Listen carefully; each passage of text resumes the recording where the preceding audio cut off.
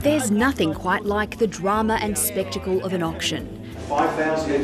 Put 5,000. 5,000 on top. Especially when you're the winner, like 25-year-old bartender Connor Roche West, who just bought his first home in Sydney's Lower North Shore.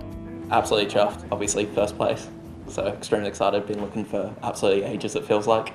Congratulations. His journey is one familiar to many trying to buy a home, being constantly outbid at auction by people he believes may have been investors buying a place in order to rent it out. Yeah, really rough. Went to a couple of places where it just got outbid and couldn't, and it was like a tough pill to swallow.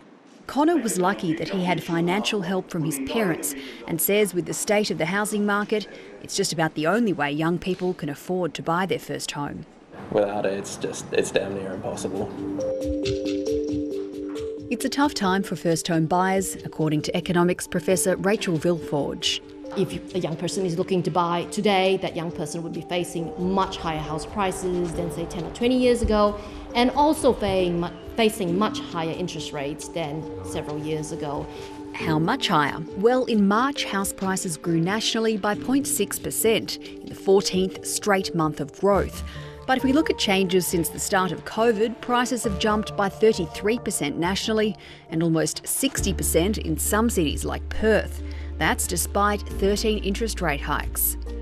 The median house price in Sydney is now well over $1 million, and unfortunately, people's income levels are just not keeping up with house price growth. At the same time, rents continue to climb with low vacancy rates fuelled by a post-COVID migration boom. There's a real incentive there for renters to get out of the rental market and become a first home buyer if they have the financial ability to do so. And obviously that's probably the biggest challenge here.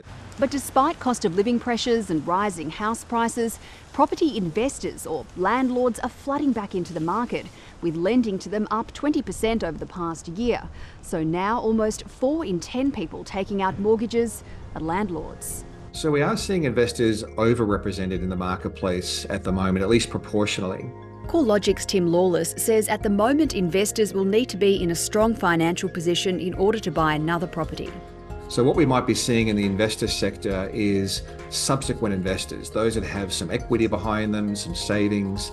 They might be in more mature age groups as well, probably positioning in the marketplace for the strong rental conditions. Most of last year was mainly owner-occupiers that were active, but now we've definitely seen investors coming back into the marketplace. Real estate agents from one side of the country to the other have noticed the trend. In my last 2 months opens, we have lots of investors. The market conditions that make it tough for some, like rising rents and property values, make it a more attractive proposition for landlords. On the supply side, we've had historically low levels of building approvals. And so we've also had labour market shortages as well in the construction industry. And of course, on the demand side, we've had strong population growth, strong migration, and that's surely increased demand for rental housing. And there's no end in sight for that demand. With interest rate cuts a possibility later this year, the market isn't likely to cool off anytime soon.